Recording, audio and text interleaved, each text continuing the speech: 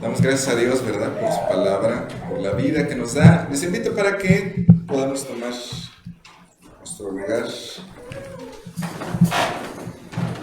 y mantengamos nuestra Biblia en el libro de Daniel, capítulo 5.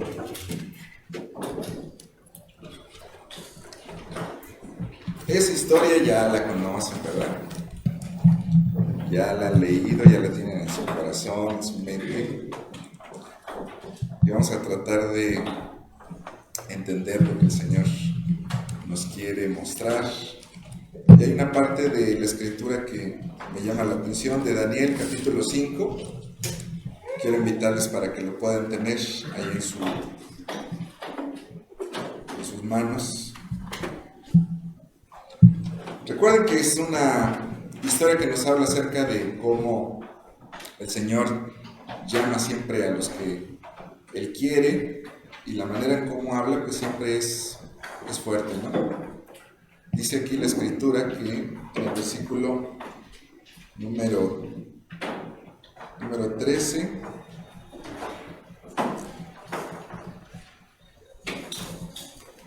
dice: entonces Daniel fue traído delante del rey, y dijo el rey a Daniel: ¿eres tú aquel Daniel de los hijos de la cautividad de Judá que mi padre trajo de Judea? Yo he oído de ti que el espíritu de los dioses santos está en ti, y que en ti se halló luz, entendimiento y mayor sabiduría. Es interesante que a pesar de las circunstancias podemos ver que el Señor habla, y siempre para buen testimonio, ¿verdad? Para buen testimonio. Les invito a que podamos cerrar nuestros ojos y vamos a hacer una oración al Señor. Te damos gracias, Señor, por la oportunidad que nos das de estar en tu casa, de abrir tu palabra, de recordar este pasaje, de saber lo que tú tienes para nosotros. Hoy deseamos que tú nos guíes, que tú te muestres en nuestra mente, en nuestro corazón, y que la gente, aquellos que aún no te conocen, puedan también ver en nosotros el Espíritu Santo que se manifiesta en nosotros, que puedan reconocer, como lo hizo este hombre, sabiendo que cada uno de nosotros hay hombres y mujeres llenos de tu Espíritu, siendo guiados por tu palabra santa, y que somos recipientes de esa palabra para impactar, para transformar los corazones, los hogares. En el nombre de Jesús, amén. Se cuenta que bajaba por la calle un borracho con las orejas así en carne viva, y se encontró con un amigo, y este le preguntó qué le había pasado, y bueno, venía bastante molesto, y dice: ¿qué crees? A mi mujer se le ocurrió dejar la plancha encendida, y cuando él sonó el teléfono, en lugar de tomar el teléfono, que tomó la plancha. Y pues por equivocación que me quemó. Su amigo le dijo: ay, no, ¿cómo crees? Pero otra pregunta: ¿por qué tienes quemada la otra oreja? Y dice: ay, no me vas a creer, ese tonto volvió a llamar otra vez. Las personas jamás pecarían si fueran conscientes de que cada vez que pecan se hacen daño a sí mismas.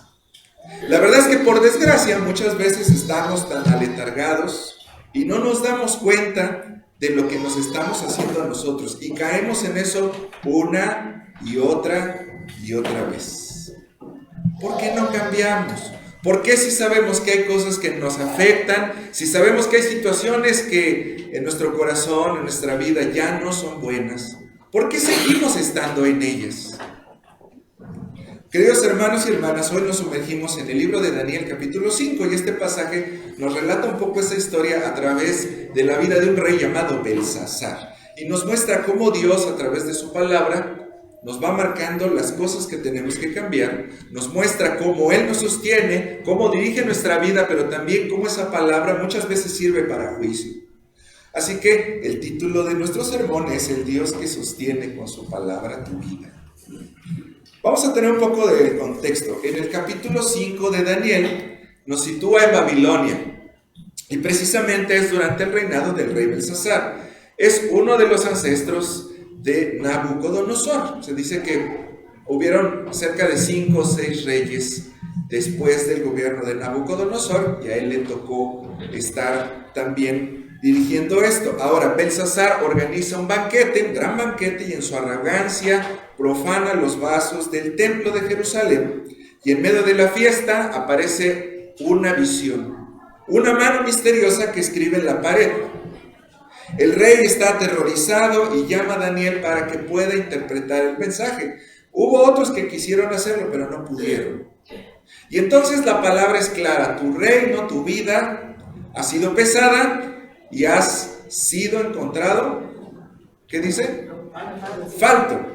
Y entonces surge una pregunta, porque el Espíritu Santo siempre nos pregunta a nosotros y nos dice: ¿cuántos años te quedan de vida? Porque nuestra vida puede ser evaluada cada día y muchas veces podemos no dar el fruto esperado. Ahora, ¿qué pasaría si de pronto descubres a un comerciante que te está vendiendo kilos de 800 gramos? ¿Cómo te sentirías?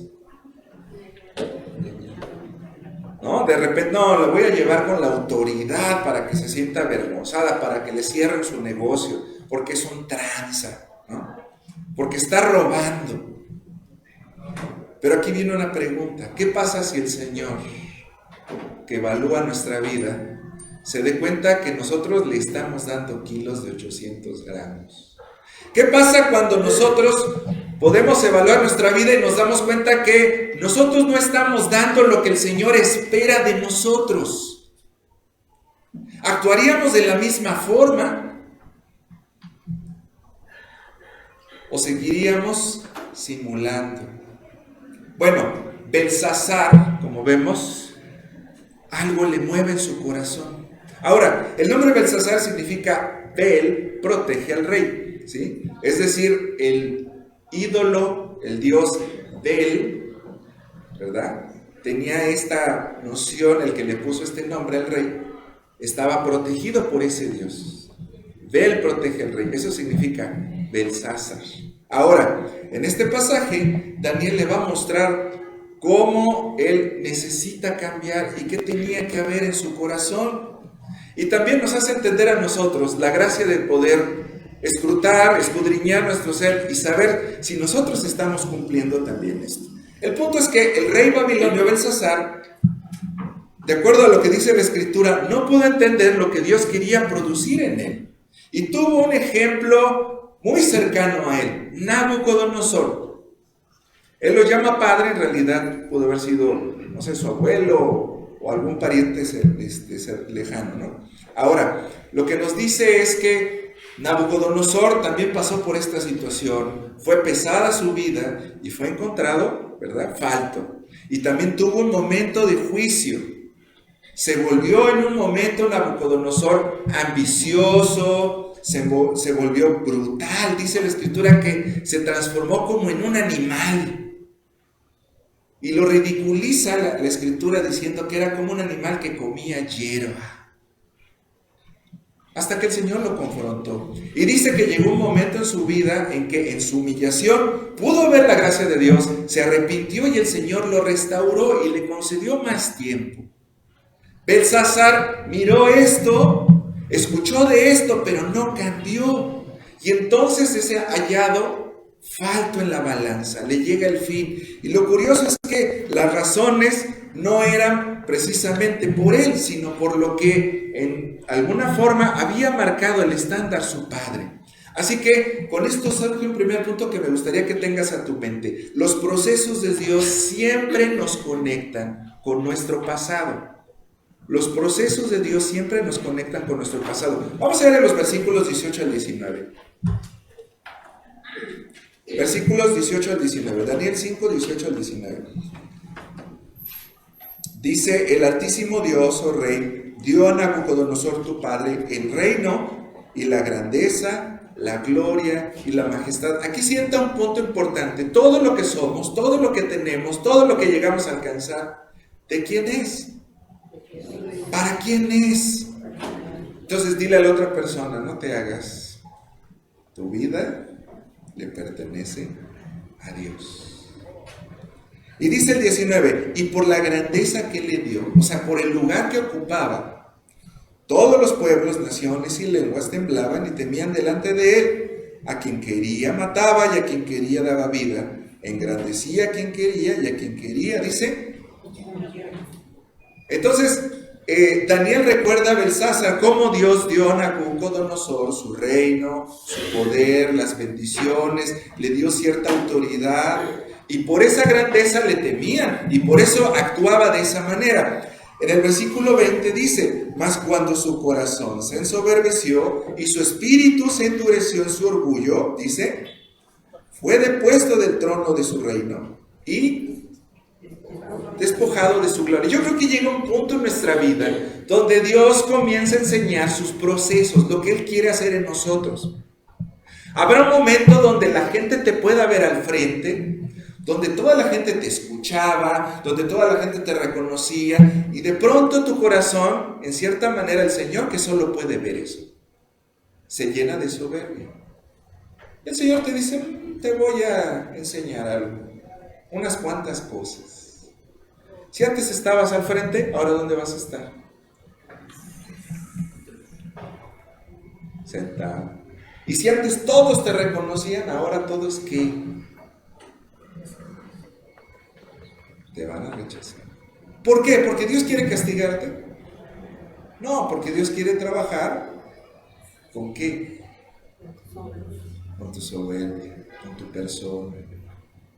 Y yo creo que si ustedes se ponen a reflexionar en esto conmigo, se van a dar cuenta que eso ha pasado. En algún punto de tu vida, Dios ha tenido que trabajar contigo.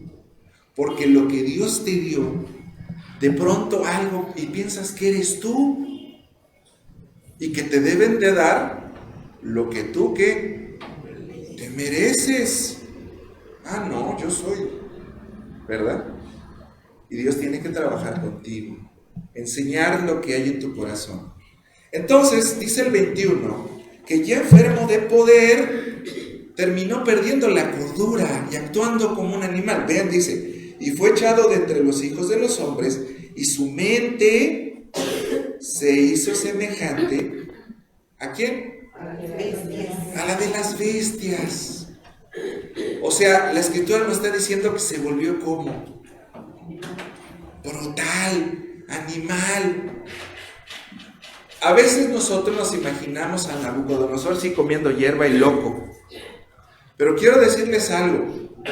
Vean ustedes un buen ejemplo. Muchos políticos no tenían nada, y de pronto cuando empezaron a tener algo, ¿cómo se volvieron?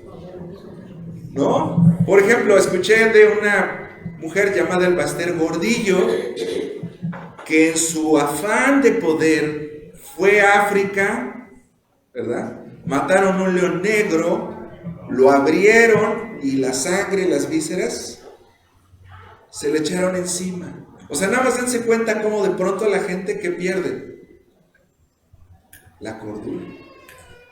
¿No es cierto? Tenemos, por ejemplo, el caso de esta organización que se llama La Luz del Mundo.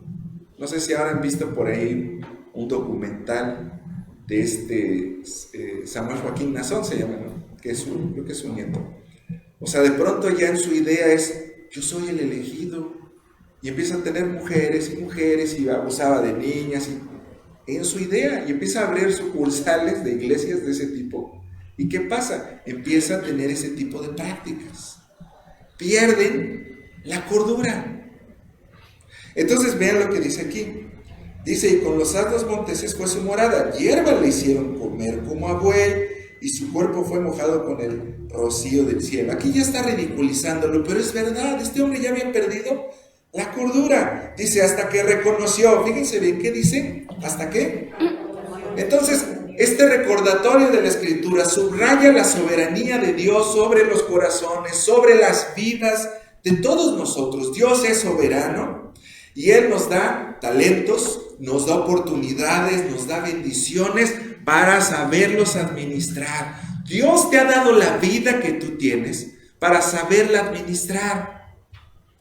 Pero sabes que a veces nos envolvemos en el trabajo de la vida, nos envolvemos en nuestras cosas. ¿Y qué pasa? De pronto en una parte de nosotros alguien te dice, ¿sabe qué? Si usted no se cuida, le vamos a cortar la pierna porque usted es una persona diabética.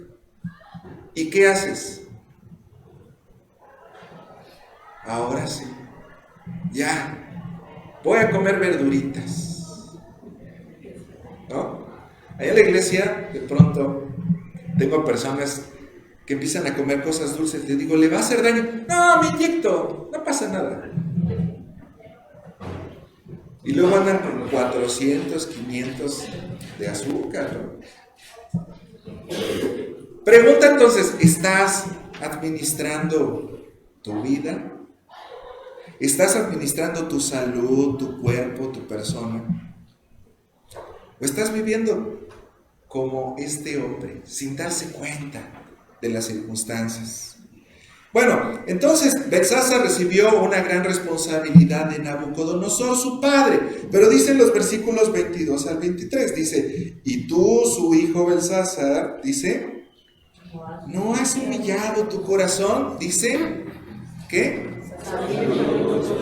Dice, aún sabiendo todo esto. En el idioma arameo, saber nos da la idea de una acción que fue completada en el pasado. Es decir, sus acciones pasadas fueron determinadas para su sistema de creencia. Él ya sabía todo eso. Y a pesar de que lo sabía, no tuvo la capacidad, no tuvo la sensibilidad. ¿Para qué? Para entender que eso le hablaba a él. A lo mejor estás oyendo y dices, debió de haber venido mi mamá. Nunca pone atención. Pero no te das cuenta que al que habla primero es a quién. A ti. Cuando lees la escritura, este está bien bueno para esa hermana que me está molestando en la iglesia. Pero no te das cuenta que eso es para tu vida. Entonces, dice aquí que no se humilló aún sabiendo esto. Mira, muchos grandes creyentes que se entregaron al Señor. Tú puedes conocer muchos hombres y mujeres que dieron su vida, su corazón, su tiempo al Señor. Muchos de ellos no tuvieron muchas cosas y de pronto fueron fieles, diezmaban a la iglesia, estaban trabajando, servían, evangelizaban. Pero su siguiente generación, sus hijos ya no lo hicieron. Y sus nietos, menos. Sus nietos menos, ya no les importó. ¿Nunca te has preguntado, bueno, ¿y dónde quedó la familia de Calvino? ¿O sí? ¿Conocen la historia? Calvino murió cerca de los 50 años más o menos. O sea, murió joven, ¿no? Pero su familia murió en la indigencia. ¿Quién se ocupó de ellos? ¿Quién los ministró? Y la volteamos ahora. ¿Y ellos qué hicieron? Lo mismo pasa con nosotros. Vean ustedes la historia de la iglesia, de los grandes hombres. A ver, ¿quién conoce la historia poderosa, importante del hijo de Moisés? ¿Existe? ¿Qué pasó ahí? Pues que las siguientes generaciones se acomodaron y se olvidaron de quién, de Dios. Muchos hijos ya no quieren saber nada de Dios, aun cuando lo vieron moverse en su familia. Ellos vieron milagros. Ellos vieron cómo el Señor sostuvo, cómo ellos alcanzaron a tener trabajo, a tener muchas cosas, pero a ellos ya no les importó. Entonces dice aquí, y tú, su hijo, ¿qué dice? ¿No has humillado tu corazón sabiendo esto? Porque tú conoces la Escritura y aún sabiendo esto, ¿qué crees? También puede ser que tú no te humilles. Ahora, la palabra humillar, aquí aparece como hashfeld, es una forma causativa, lo voy a explicar. En hebreo o en arameo estas expresiones son cuando el sujeto es obligado a hacer algo, se obliga a hacer algo. Entonces, fíjense bien, en este caso indica que las situaciones de la vida no lo hicieron humillarse al Señor. Hay una expresión muy mexicana que dice, ¿ves el temblor? ¿Qué significa eso? ¿Lo tienes ahí? Otra sabiduría mexicana, cuando veas las barbas de tu vecino cortar, ¿qué dice? Dicen que con su pan se lo coma, pastor. No, dice, pon las tuyas. ¿Qué significa entonces? Que debes de estar atento. Atento. Una hermana me estaba empezando a causar problemas en la iglesia. Entendía su situación, estaba pasando un tiempo complicado. Y entonces hablé con ella. Ya me quería dar lecciones. No, es que usted no hace esto. Y dije, mira hermana, le voy a decir algo. Creo que está en un tiempo usted de prueba. No se fije en mí. Fíjese en lo que Dios quiere trabajar en usted. Ponga atención. No, ya me está usted amenazando. No, le digo, ponga atención porque es el momento en el cual el enemigo nos ataca. Cuando nos ve más vulnerables. Bueno, no le gustó mucho y terminamos y todo. Pasaron 3 días, murió su esposo. Y se acercó y me dijo, pastor, ¿qué me habrá querido decir el Señor? En este caso indica que las situaciones de la vida no lo hicieron humillarse. El ejemplo de su padre no fue lo suficientemente inspirador para hacerlo reflexionar. Ni siquiera tuvo el interés por saber que eso estaba conectado con su vida.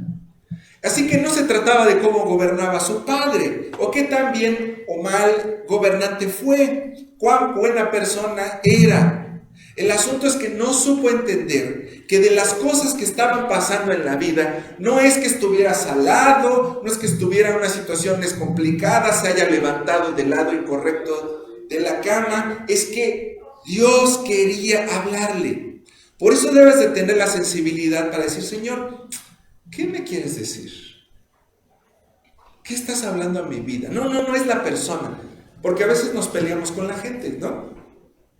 Pero dice el Señor, espérate, nuestra lucha no es contra carne y sangre, sino contra ¿quién? Contra principados y potestades. No es la persona, es lo que se mueve a través de ella, de su mente, de su corazón. Yo le puedo dar un golpe. ¿Ya se arregló el asunto? ¿Qué hacía Jesús cuando veía a estos personajes que estaban así? Ahora sí la vamos a arreglar, fariseos y escribas. ¿Sí? ¿Así era? Me las van a pagar. ¿Hacía eso? Dice que él sabía lo que había en ¿dónde? En sus corazones. Y por eso los maldecía. Metía una carta al consistorio. Los voy a... ¿Hacía eso? Hacía eso. Así que no se trataba de las situaciones que hubieran pasado, es que él no había entendido Belsasar, no se había humillado. Ahora, vamos a ver los versículos 1 al 4. ¿Cómo era la vida de Belsasar? Estamos en Daniel, no cierre la escritura. Daniel 5, 1 al 4. Dice que el rey Belsasar, ¿qué hizo? Un gran banquete. O sea, invitó, ¿qué? ¿Cuántas? ¿5 o 6 personas? 1000 de sus príncipes. O sea, no, sí, era un gran banquete. y en presencia de los 1000 bebía vino. Así que, ¿cómo estaba él? Sobrio, tranquilo. ¿Cómo estaba? Estaba tomado, ¿no? Dice el 2, Belsasar, ¿cómo? ¿Cómo es el gusto del vino? ¿Quién sabe? Yo nunca he tomado vino. Pulque sí, pero vino no, dice, no. Con el gusto del vino, dice, mandó que trajesen, o sea, ya habían tomado, ¿qué quiso? Tráiganse la guitarra de la iglesia. ¿Qué dijo? ¿Qué pidió? Los vasos de oro y de plata que Nabucodonosor, su padre, había traído del templo de Jerusalén, para que bebiesen en ellos el rey y sus grandes, sus mujeres. Entonces fueron traídos los vasos de oro que habían traído del templo de la casa de Dios que estaba en Jerusalén, y bebieron en ellos el rey y sus príncipes, sus mujeres y sus concubinas. Bebieron vino, o sea, ya habían bebido vino, y ahora más, pero ahora en vasos de ¿qué? Sacaron la mejor vajilla. ¿Y alabaron a quién? De bronce, de hierro, de madera y de piedra. No, bueno, pues no les falló ni uno, ¿verdad? Entonces, notemos que la vida de este hombre no era una vida que...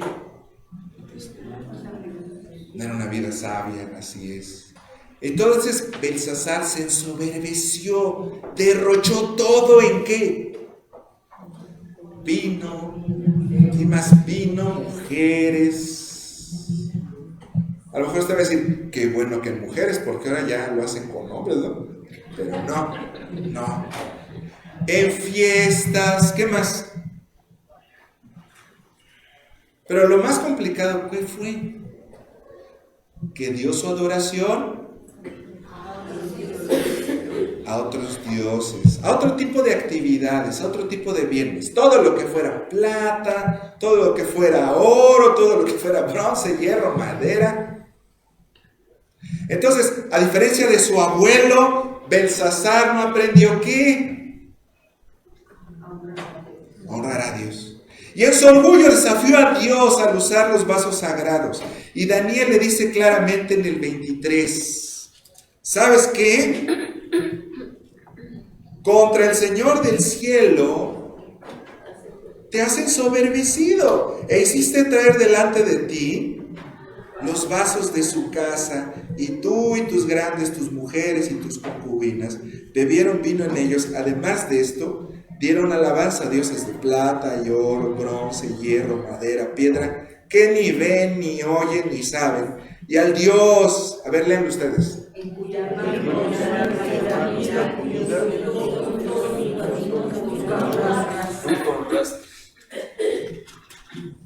Fíjense bien. Debemos examinar nuestros corazones. ¿Estás glorificando a Dios con tu vida? ¿Estás realmente dándole lo que el Señor se merece? ¿O te estás quedando con algo? Miren, tarde o temprano nos llega el juicio de Dios, ¿no es cierto? Sí. Entonces, ahora, cuando pensaba en el juicio de Dios, no sé por qué razón siempre pensaba en negativo. ¿Por qué? Porque me imaginaba a Dios acusándome, castigándome por todo lo que hice, por mi desobediencia, por mis errores, por mis pecados. Y saben, creo que esa es una parte muy católica, porque se nos olvida algo más. ¿Y cuál es? La adoración a Dios. Se nos olvida algo. A veces esa idea, ¿verdad?, de culpa no nos permite llegar a donde Dios quiere que lleguemos. ¿Qué es? El arrepentimiento. Nada más te llega y por mi culpa, ya, ¿qué hace? Mira, que se la sabe, ¿verdad? Muy bien. Pero a veces esa es nuestra idea, culpa, pero no es arrepentimiento. Entonces, el juicio de Dios es una manifestación de su justicia, de su santidad, pero principalmente de su amor. Y por eso es que por su amor nosotros necesitamos que arrepentirnos, ¿verdad? ¿Por qué? Porque en el juicio evidentemente se revela nuestra condición. ¿Cómo somos? ¿Buenas gentes? No, la Escritura nos dice que nosotros no tenemos la capacidad para poder acercarnos al Señor. Por eso Él viene hacia nosotros. Pero en esa incapacidad, dice la Escritura, que la paga del pecado es que ahí está la condenación, no hay otra cosa. Pero nos muestra algo más, dice que más la dádiva. ¿En quién? En Cristo Jesús. Entonces, si usted revisa su vida, encontrará esa forma de gracia. Claro que ha habido condenación, claro que ha habido consecuencias por nuestras acciones, pero también hemos visto su gracia. Aunque a mí no me guste tal persona que de pronto hizo un montón de cosas y luego se convierte, pero puedo ver la gracia de Dios, porque lo veo en esa persona y lo veo también en ¿quién? En mí. Entonces, ahí se revelaba siempre la verdad, siempre estuvo el Señor ahí, porque Belsasar, a pesar de todo, tenía salud. A pesar de todo, tenía riqueza, tenía vida, tenía alimento, disfrutaba de algo que no había trabajado. ¿Y que venía de quién? De su padre. Ahora, los vasos del templo no era para que bebieran fiestas. ¿Para qué eran?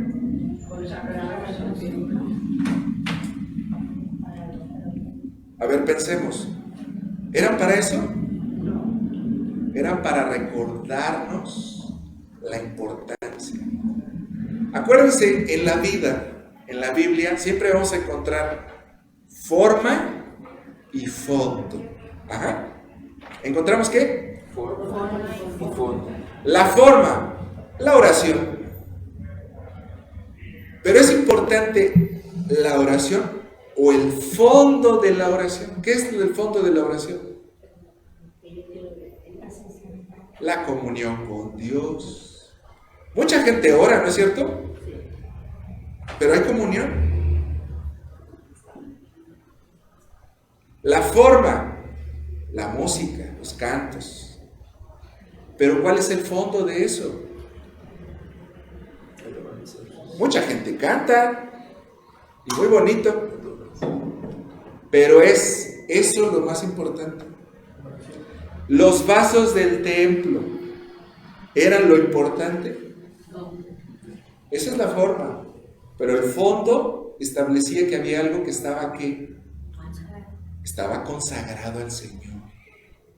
Nabucodonosor no los guardó nada más porque eran su botín, tal vez en un momento sí, pero después los tuvo porque eso le recordaba ¿qué? Le recordaba a Dios. Por eso los tenía como un tesoro. Y su hijo no los vio como un tesoro, los vio como ¿qué? Ay, tíralos de plástico, agarra esos de oro. No le importaba. Entonces, los vasos del templo no eran para que él bebiera en fiestas, sino para recordar consagración. Ahora, piensa entonces, y ya voy cerrando, si tu reino, o bueno, si el espacio de tus decisiones y experiencias de vida hoy fueran pesadas, según tu temperamento, según tu ánimo, según tu capacidad para dar, tu esfuerzo, tu pasión, tu entrega a Dios, si hoy viniera el Señor a probar todo eso que tú dices que traes en tu corazón para Él, quiero preguntarte, ¿estarías completa? ¿Estarías completo de poder decir, Señor, sí, ven Señor Jesús, yo ya estoy listo, tengo todo, hice todo? Ya ven. ¿Sí dirías eso? ¿O dirías, no, Señor, dame oportunidad? Todavía mi familia, mira. ¿No fue lo que le pasó al rico cuando estaba con Lázaro? ¿Se acuerdan de esa historia? El rico dice, dame oportunidad, mira, nada más voy y les digo a mi familia, ¿qué creen? Mi abuelita tenía la razón, había que ir a Getsemaní, amigos, hermanos. No le hicimos caso. ¿Y qué le dijo el Señor? Cada quien tuvo, cada quien tuvo su momento, su oportunidad. Entonces el Señor nos pregunta, ¿cómo estás? ¿Crees que serías descubierto por el Señor, que le has robado todo este tiempo porque pudiste haber hecho más cosas y no las quisiste hacer? Pasan los hermanos de mi iglesia de pronto que ya no van o que de repente se ausentan. Me ven, nada más veo su cara así como de, pastor, ya voy a ir, ya voy a ir ahora sí. ¿Creen que yo me siento así de, no, por favor, sí, ya ve? ¿De quién es la vida? ¿Verdad? ¿A quién le van a entregar cuentas? Entonces, a veces no honramos al Señor como se debe. Debiste haberle dado todo y siempre te quedaste con lo mejor de tu tiempo, lo mejor de tus años, lo mejor de tu vida, de tus talentos, de tus recursos. Pero ¿sabes qué? La gracia de Dios nunca falló. Nunca falló su amor. Señor, ahora sí voy a ir, sáname. El Señor te sanaba y, no, pero es que si no me cuido, pastor, si voy, me lastimo, ya no voy a ir. Desde aquí, desde Zoom. No cumpliste lo que prometiste. No fuiste consecuente. Y sabiendo todo esto, dice aquí, no te humillaste. Otra pregunta, ¿qué harías si el bendito Señor te dijera que sabiendo que vives una vida conformada, robándole su gloria a Él, no has hecho nada hasta hoy? Bueno, pues al parecer a Belsasar no le importó. No le importó nada. ¿Por qué? Porque vean las reacciones. Versículo 6. Cuando el Señor le habla, dice que el rey ¿qué? Palideció, sus pensamientos se turbaron. De pronto escuchó el mensaje y dijo, sí, cierto, ¿verdad? Luego en el 7, busca respuestas. Manda a traer ¿a quién? Magos, ¿no? Alguien que le diga qué hacer. La palabra es clara, pero él busca que alguien le interprete otra cosa. Y luego dice el 8 que nadie le pudo dar interpretación a ese mensaje. En el versículo 9 dice que entonces, ¿cómo estuvo? Palideció y todos estaban perplejos. Pero si vamos al 16 al 18, dice que manda a traer a Daniel. Nos dice aquí, pues he oído de ti que puedes dar interpretaciones y resolver dificultades. Si ahora puedes leer esta escritura y darme su interpretación, ¿no? Ahí le está diciendo, ayúdame con esta escritura. Y entonces le ofrece premios. ¿Qué le ofrece?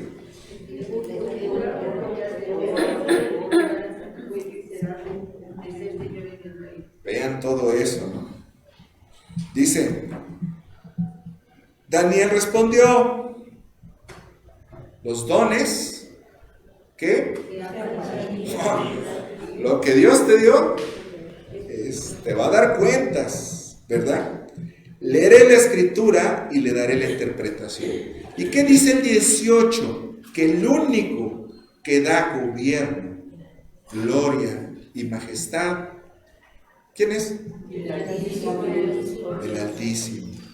Miren, después de reconocer todas estas circunstancias, ¿qué creen que pasó? ¿Cambió? Dice el versículo, vean ustedes, versículo 29, ¿qué hizo?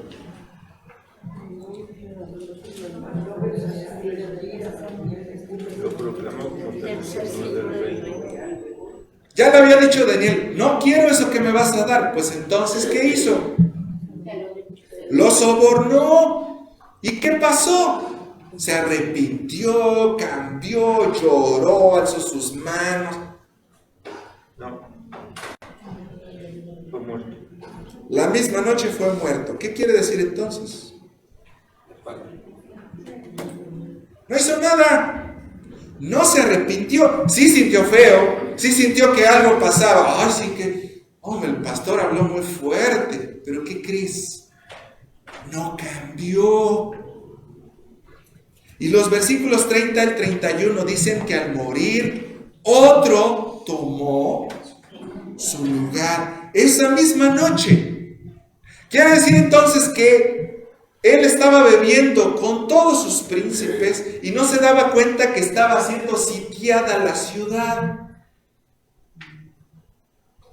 ¿La palabra de Dios se cumplió o no? Sí, porque la palabra de Dios es fiel y verdadera. Usted puede confiar que el Señor tiene sus momentos y sus formas. Ahora, quiero pensar hipotéticamente en algo que no sucedió, pero ¿qué tal si apareciera una escritura así? Y que en lugar de que fuera en la pared, apareciera acá. En ese libro que tú dices que es palabra de Dios. Yo te pregunto, ¿lo escucharías? Diría, Señor, esto es para mí. Voy a cambiar. ¿Harías eso? La escritura en la pared dice, Mene, Mene, Tekel, dice, 24, Uparsin. Que apareciera eso en la escritura y dijera, Mene, Mene, Tekel, Uparsin, Iglesia Getsemaní. Contó Dios tu vida y le ha puesto fin. Pesada fuiste en la balanza y no diste lo que tenías que dar en donde yo te puse. Eres, tu vida ha sido quebrada y lo que Dios te dio se la daremos a otra iglesia. ¿Cómo te sentirías? Ya me están viendo, estos son groseros. ¿Cuál sería tu reacción? Que el Señor les dijera y nos dijera a nosotros, hoy se van a morir. ¿Qué harías? Que el Señor te dijera, tu vida ha sido mediocre. No has entregado lo que tenías que entregar. Te conformaste, te despreocupaste. No te importaron los niños, ni los jovencitos, ni la gente que venía todos los días aquí enfrente al museo.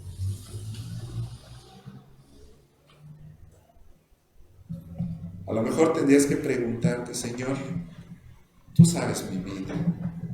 Sé que en la balanza de mi vida sí te he robado. No te he dado lo que te he tenido que dar. Porque teniendo oportunidad de reconciliarme con mi familia, no quiero. Porque teniendo oportunidad de sostener la obra, misioneros, mejor lo uso para comprarme mi PlayStation. He olvidado mi razón. ¿Por qué no de una vez puedes hacer un compromiso con Dios en esta tarde? ¿Por qué no cierras tus ojos? Haz un alto en tu vida y piensa que si el Señor te diera una nueva oportunidad de ser pesado, de ser pesada, ¿qué harías? ¿Qué cambiarías? ¿Por dónde comenzarías? Señor, queremos que exprimas todo, cada momento del resto de nuestra vida, lo que nos reste, y que lo uses para tu gloria. Vamos a trabajar más duro para ti, vamos a dormir menos y nos vamos a entregar más.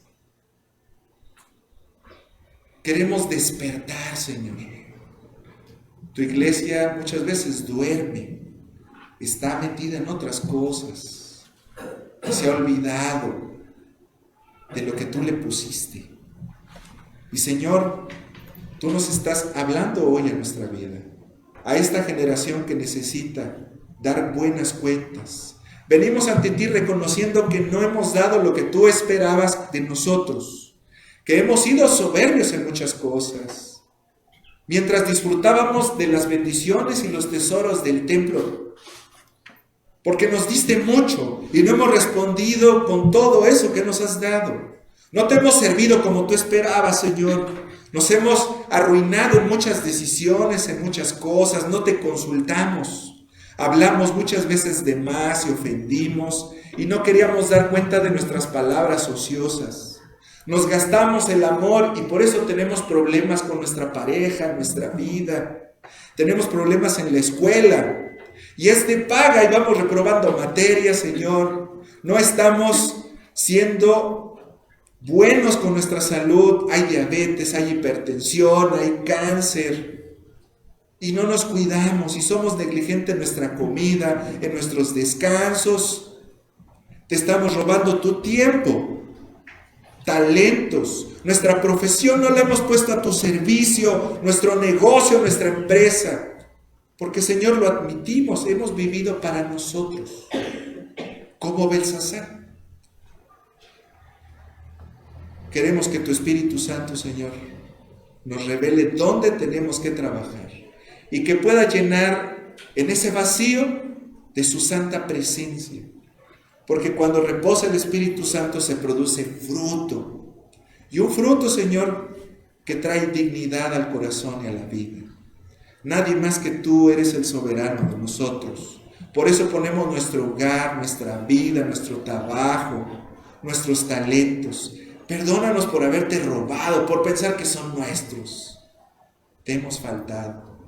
La gloria es para ti. No seremos nunca como esa higuera que cuando tu hijo buscó fruto, no lo halló y se secó en maldición. Hoy te damos gracias porque tu palabra viene hoy fresca y nos permite evaluar, guiarnos y cambiar. Ayúdanos a vivir en humildad y a glorificarte como se debe.